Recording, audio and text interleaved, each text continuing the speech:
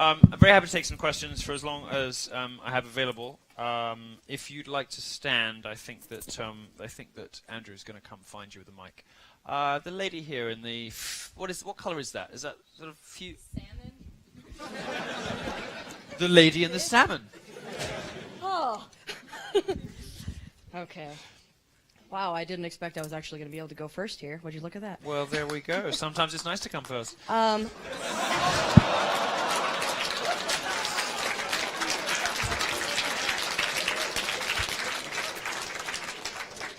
Milo, I love you. Thank you so much for coming. Let's see, we already have something in common.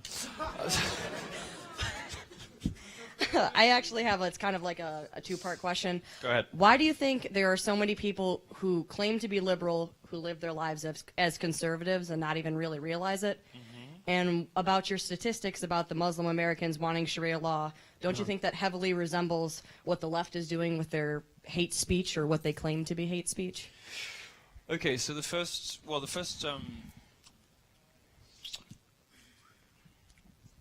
I think most people are sort of natural libertarians, not necessarily conservative or progressives. I think they're pulled in that direction by cultural forces, by their experiences.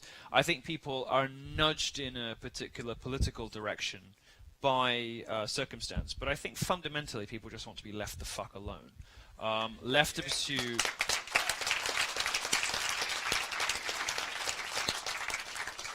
I think people want to be left to pursue their own destiny as they're able to. I think people want to be able to read, do, say, be anything, dress how they like, speak how they like, hang out with whoever they want, find whatever interesting that they want, publish what they want, use whatever language they choose to use to express themselves. I think most people are like that. I think that is something in our nature. I think that's natural human instinct, is to want to express ourselves and to sometimes to be transgressive and to break boundaries.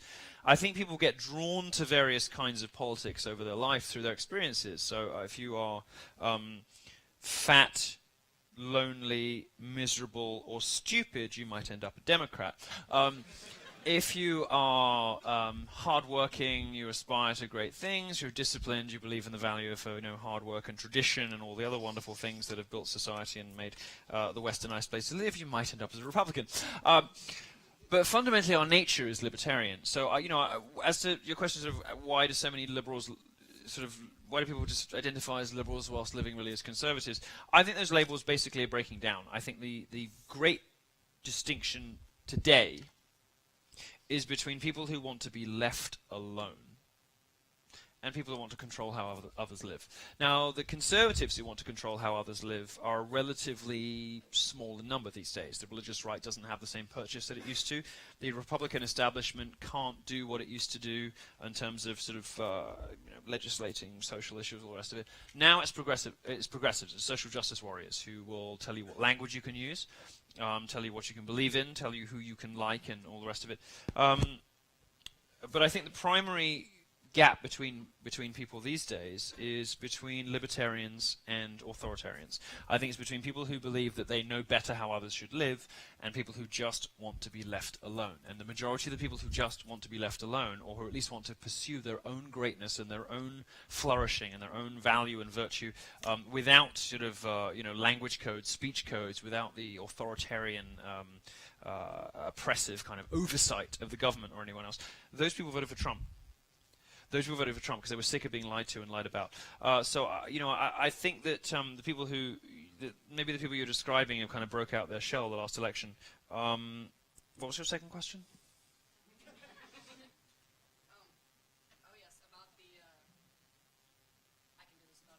about the statistics of She has some gravitas. Sharia law. Yes. With the left and their hate speech. It's basically the same thing. What they dictate is allowed to be said and done. Well, you make the mistake, well, maybe not, you don't, but don't make the mistake of interrogating the political left with logic and reason, because they don't work that way. They've given up looking at the world through a logical lens and replaced that with identity politics. They've replaced it with feelings, with who you are and what you are, rather than what you believe.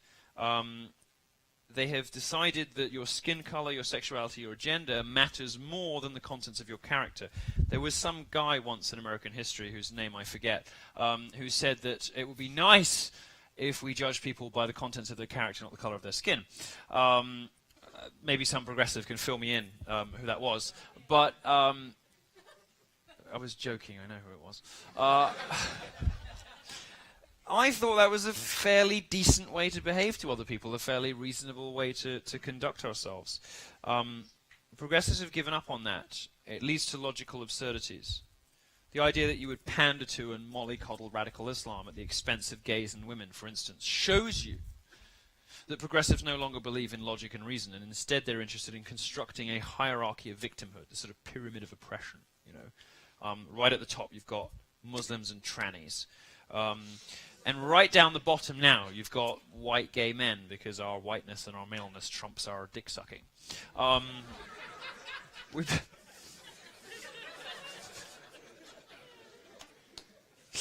We benefit from our skin color and our gender more than we suffer from our sexuality, apparently. The problem with these tables is that Muslims are at the top of the oppression league table. The problem with that is they want to kill everyone else on the table. They want to kill the blacks, they want to kill the women, they want to kill the gays, they want to kill the trannies, they want all the rest of us dead. And this is only confusing to you if you continue to interrogate the political left according to reason, logic, and good sense. What they're instead interested in doing is importing Marxist economic philosophy about oppressors and oppressed, producers and victims, into the social sphere. It doesn't make any sense to talk in monetary terms about the relations between the sexes, but what you can do is introduce, this is a cultural Marxism you hear about. What you can do is introduce this dynamic of the oppressor and the oppressed into every social relationship you care to mention. And it just so happens that in every single instance the left can come up with, straight white men are the oppressors. Well, it ain't so. There are plenty of people in this country really suffering who happen to fall into that category. And Donald Trump spoke to some of those people at the last election. And those people are tired of being lied to and lied about. They're tired of progressives telling them that they are bigots and racist and homophobes. And they're just tired of it. So stop trying to interrogate the progressive left on the basis of logic and reason, because they don't work that way. And instead, treat them with the tools that they, approach them with the strategies that they have approached conservatives with for the last 30 years, the most effective of which is laugh them off the face of the earth, because they deserve it. Next question? Thanks. Andrew. You sort of stood prematurely. Came a little early. Let's go. All right, let's go. This is the guy at the front. Yes. Okay. Bowie. Is that David Bowie t-shirt? Absolutely. I threw up in his sink, Awesome. Fantastic. I threw up in his sink about 4 or 5 years ago, and he insisted on cleaning it up himself. And I was so embarrassed I had to leave. What's the question? All right, so you brought up Gary Johnson earlier and how he's an idiot. I wanted to bring up the fact that he's not only an idiot, but he's also a cuck. And he unleashed a wave. This is true. He unleashed a wave of cuckery on the libertarian movement that's really taken hold.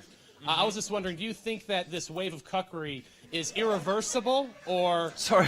Or is it a lost cause? Sorry, we were talking about libertarians. I got bored. No, I'm just kidding.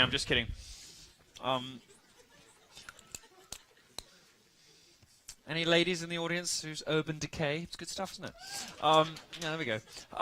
Sorry, what was your question? Sorry, Gary Johnson. I just tuned out. What was the? Oh no, libertarians are defined by cuckery. No, I am in broad terms a libertarian, but the libertarians, through their obsession with weed, Bitcoin, and hacking, have very little to say of substance. It's a sort of admission that you've given up trying to find a system that works. You've given up trying to work out what a virtuous society might look like, and instead retreated into just let me do what I want. Now, to say that most people want to be left alone and not language policed isn't the same thing as I have no idea what a society should be organized like. I have no idea what the size of the state should be. I have no idea what kind of foreign policy we should have, and I don't care. I'm just going to be I'm just going to go and mine some more Bitcoin today. That's the face. That's the face, sad to say, of the modern Libertarian Party, which we saw in that glorious obese streaker. Do you remember him? Was that his name?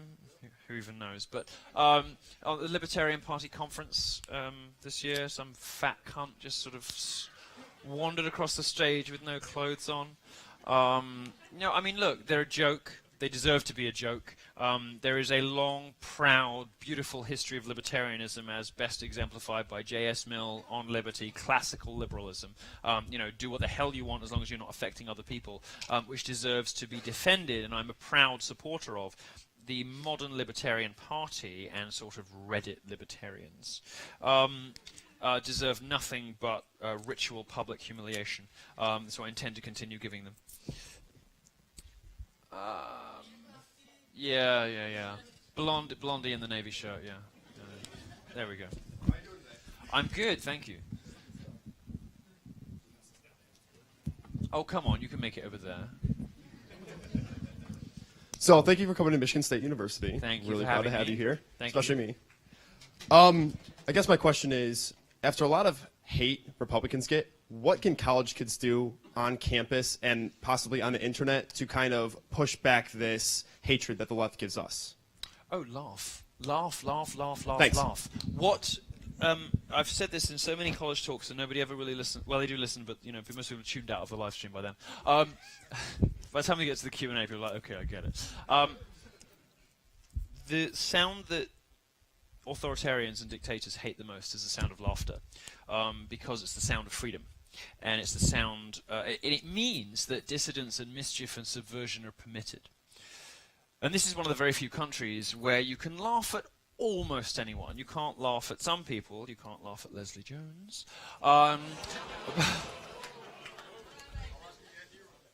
Ugly, mannish cunt. You can't laugh at Leslie Jones without consequence if you have any kind of public profile, but you can laugh at most people most of the time. And it's worth preserving that. It's worth protecting that. The most powerful weapon in your arsenal, the best thing you can do, is to keep holding people to account with the power of ridicule. Because nobody can resist the truth wrapped in a good joke. And it's very difficult to get in trouble if you're really, really funny. Which is what I'm counting on. I'm trying my best not to get deported, relying on being funny. But because, ultimately, being able to make people laugh is a way to connect with others, and it's something the left used to have a monopoly on, but they don't anymore. Now the right does, to be frank. And we saw that in this election with meme culture, with Pepe, with all of the kind of great culture surrounding Donald Trump. It was the right's turn to laugh. And I think over the next 10 years you're going to start to see right-leaning comedians and libertarian comedians much braver. And the other thing to say on this subject is, the left has had a monopoly on culture for a really long time. They've been able to tell you what it's okay to laugh about, who you're supposed to like, inflicting Schumer and Dunham on us, magazine covers and all the rest of it. Odious, grotesque, talentless, unattractive harpies. Instructing us that we must find these women attractive and funny, or we're sexist, racist monsters. None of this stuff is true, and now people know it isn't true. And a space has opened up for us to start laughing again. And the most important thing really you can do is to laugh, because the left would have you believe that telling the wrong kind of joke about somebody, could be racist, could be sexist, Oh, well, you can't tell that joke because you're not black. You can't tell that joke because you're not a woman. You can't tell that joke because you're not gay. It's fucking preposterous. It's so ridiculous. If I want to tell a joke about black people, I will. And you might laugh and you might not. If I want to tell a joke about rape, I will. I find rape quite funny and sort of desirable. But, and it's up to me whether I choose to make myself the butt of the joke or you. If I want to put on my Grindr profile some of you know this already. If I want to put on my Grindr profile to indicate to people that I would like to sleep with African Americans, don't contact me if you're under 7 inches or you know who your dad is.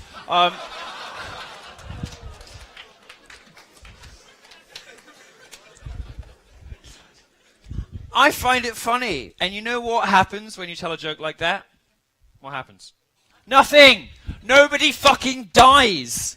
Nothing bad happens. And, the most appropriate response to these sort of hand-wringing progressive lunatics who say that jokes can be sexist, racist, all the rest of it is that. Nothing bad happens. There's no such thing, this offense-taking, grievance culture. It doesn't mean anything. I'm really offended by that. Yeah. It doesn't mean anything. It's not an argument. It's not a reason to censor another person. And actually, and here's the really crucial thing, here's a really important thing, I was telling a journalist about this earlier today. Humor isn't alienating, like the left would like you to believe that it is. Humor brings us together.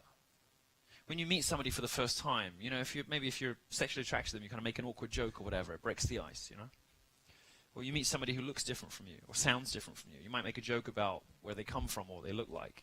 Breaks the ice, lets you know that you're, human beings. Humor brings us together.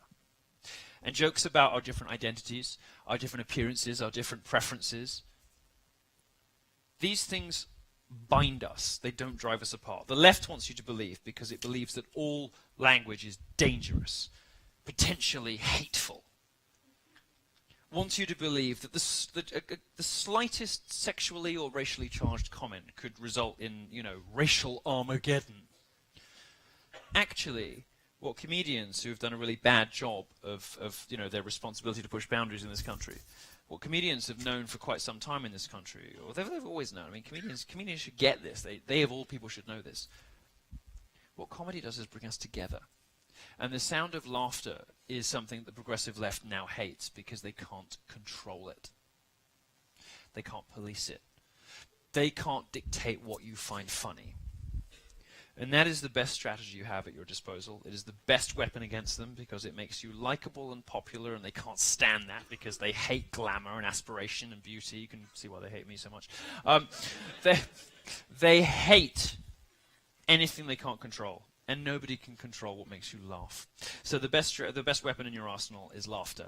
Continue to laugh at them. Continue to point out their hypocrisies and lunacy and ridiculousness. And at every available opportunity, wrap the truth in a good joke. Because if you do that, you will win.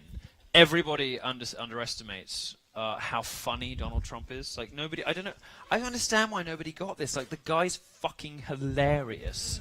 I mean, do you think he doesn't know? Do you think he doesn't get it? He, comes down on this, marble escalator and says, Mexicans are rapists, and is like, I'm running for president.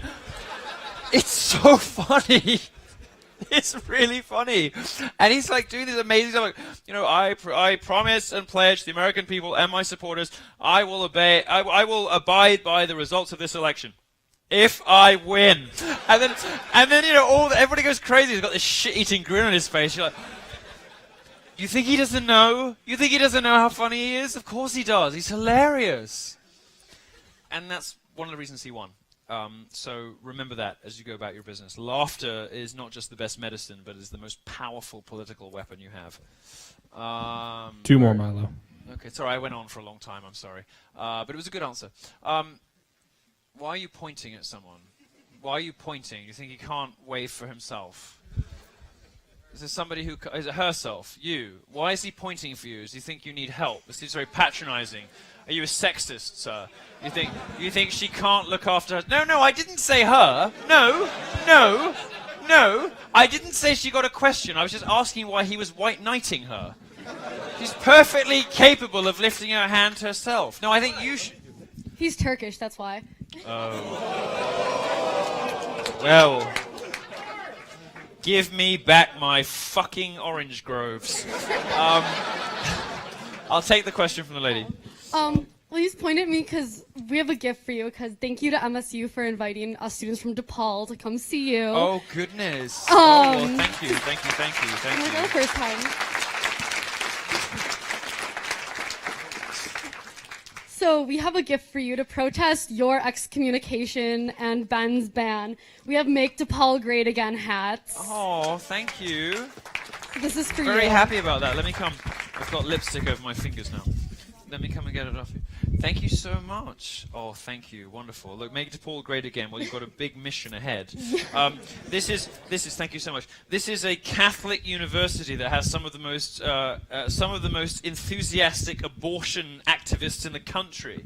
DePaul University, their leaders have been called into the Vatican no fewer than 9 times over the last 10 years to explain why that college is so fucking mental.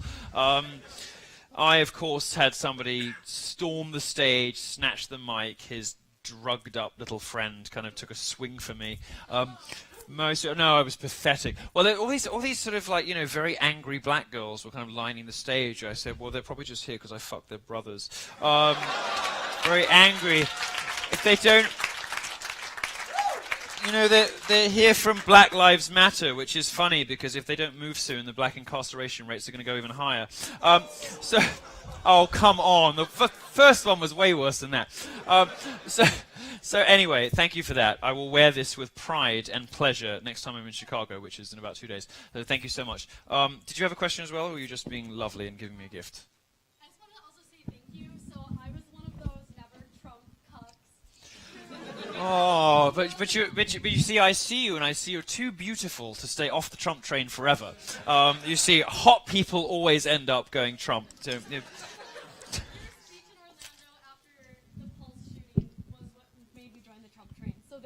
well, thank you very much. Thank you so much.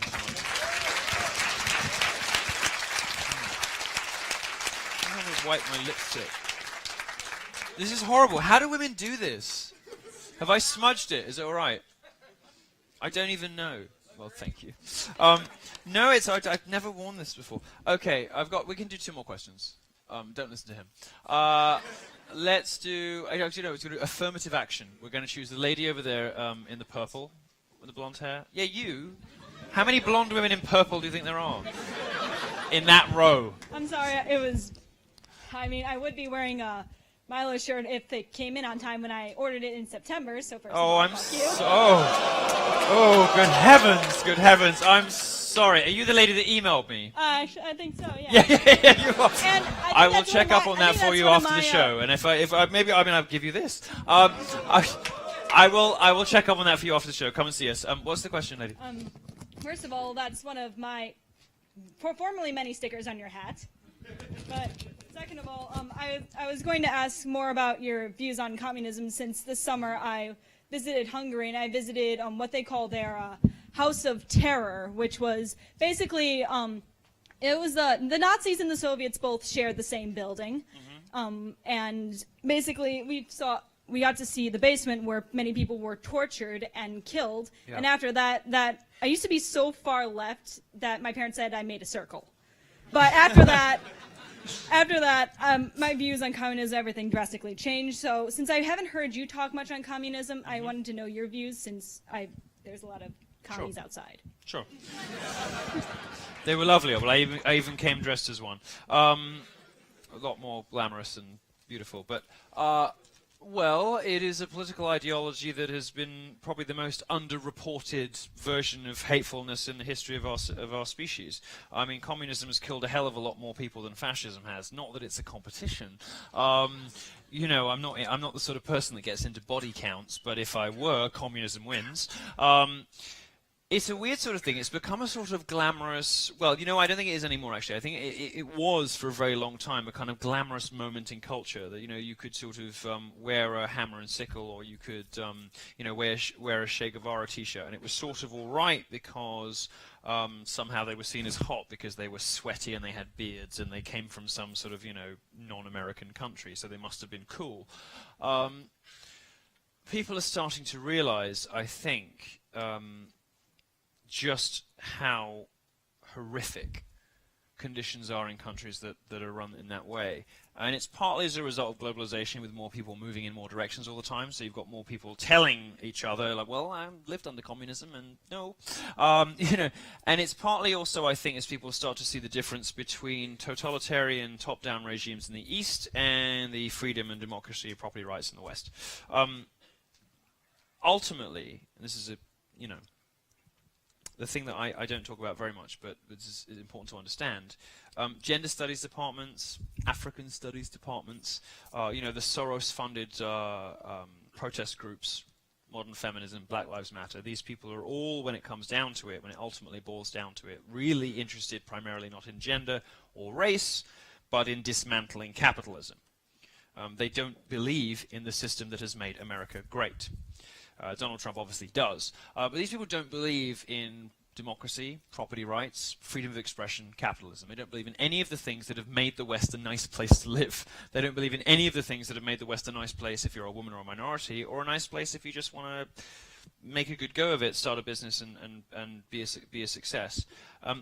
They don't like that system very much. Your media doesn't either. I mean, 98% of journalists are total fucking cunts. They are hopeless incompetents, liars, and political ideologues. And they simply don't believe in any of the things that have made this country really awesome. That's because they're communists. That's because they're socialists. Not to use words that have been perhaps exhausted by, fanatics, but ultimately, what this stuff boils down to, is a globalist, is a sort of globalist communist agenda, and it is ugly, and it results in pain, misery, suffering, inequality, all the things that progressives claim they hate. The best system to reduce inequality between the very rich and the very poor, the best system to give everybody an equal shot, regardless of their circumstances of birth, whether they're women or gays or blacks or whatever, the best system is the one you have in America. It's not perfect, but it is the best system that exists anywhere in the world, because it is characterized by democracy, freedom, capitalism, property rights, and all of the other things that have made America the greatest country in the history of human civilization. It is that. And many of the people in your university departments, in your media, and in Hollywood simply don't share our values. They are a problem. And, much of what I talk about, although I don't articulate it exactly in those terms, really is about communism. So if you want to take it sort of a step further from the stuff I do, whether it's Islam or feminism, Black Lives Matter, whatever, take it a step further. It is about a clash of civilizations. It is about people who simply do, the people who do and the people who do not believe in capitalism. Capitalism is the best system for organizing society that humankind has yet come up with. If America loses that, it loses everything. And I'm glad that with Trump's election, it looks like you've at least hung on to it for another few generations. Let me do... Well, I just don't believe it's real. I don't think that millennials believe like you think they believe. I think you've just got a very small, very loud contingent of assholes who work at BuzzFeed and who are sort of bloggers and work in the entertainment business. I just don't believe that millennials are all that mental. And let me give you, and I think we better wrap up there, but let me give you one little glimmer of hope before I leave, which is my fans start at like 13. Somebody even came to my show, was 12 years old a few days ago. Let me tell you, if you're worried about millennials and how crazy your fellow millennials are, as scared as people my age, 35, perhaps down to 25, are about admitting that maybe feminism isn't all it's cracked up to be, and maybe Black Lives Matter isn't the way to save black people, and maybe, actually America's pretty great. Fairly uncontroversial statements, but things that people my age don't generally make, and people your age don't. Statements people your age don't generally make. As fearful and as reticent as my generation is, 13-year-olds, 14-year-olds, 15-year-olds are incredibly bold and incredibly clear and incredibly forthright about just how much they fucking hate progressives. They really are. And you haven't seen the impact of this yet. I'm probably the only person in America who really sees the scale of this. They really sees the, just how many people there are like this. There are videos that circulate inside BuzzFeed, and I know this because I, do have friends that work everywhere, even places like that. There are people that work inside BuzzFeed that, who tell me, there are videos circulating there that go viral of like young girls ridiculing feminism and BuzzFeed while they're playing video games like 13-year-olds. There are signs that BuzzFeed's younger viewers just absolutely hate their race baiting. You know, like 25 things I think of when I hear the word white, and you've got these like spoiled brat cunts. It's like, well, I just think of like oppression. It just makes me like really feel like I just like not safe in my own environment. Young people hate this shit. They hate it. They see it for what it is, and it's partly a reaction to their own parents' generation. Because you got to remember, like I'm 32 now. 35-year-olds are parents now, and they have kids who are like 9 or 12 or whatever, depending on how slutty they were. And these kids are partly rebelling against the politics of their parents, and partly just seeing this stuff for what it is. So if you're feeling sad or if you're worried about the apparent and complete victory of progressivism over the millennial generation, I would just say sit tight and watch what people who are 13 today do when they get to 18, when they really hit the internet properly, because they hate feminism. They hate Black Lives Matter. They hate Hillary Clinton. They hate Lena Dunham. They hate Amy Schumer. They hate all of that stuff. They really, really loathe it. And, people say with sort of dreary regularity that politics comes in cycles and culture operates in cycles. It has been 30 years since progressives had a good kick in the teeth, since they stopped running everything and stopped being in charge of everything. Let me tell you, it is coming. It is not just coming heralded by people like me, but it is a generational change. There's an entire generation of young Americans who will not stand for this shit any longer. They are coming. They will back you up. They are there. Thank you very much. Thank you very much for listening to me. Thank you. Thank you.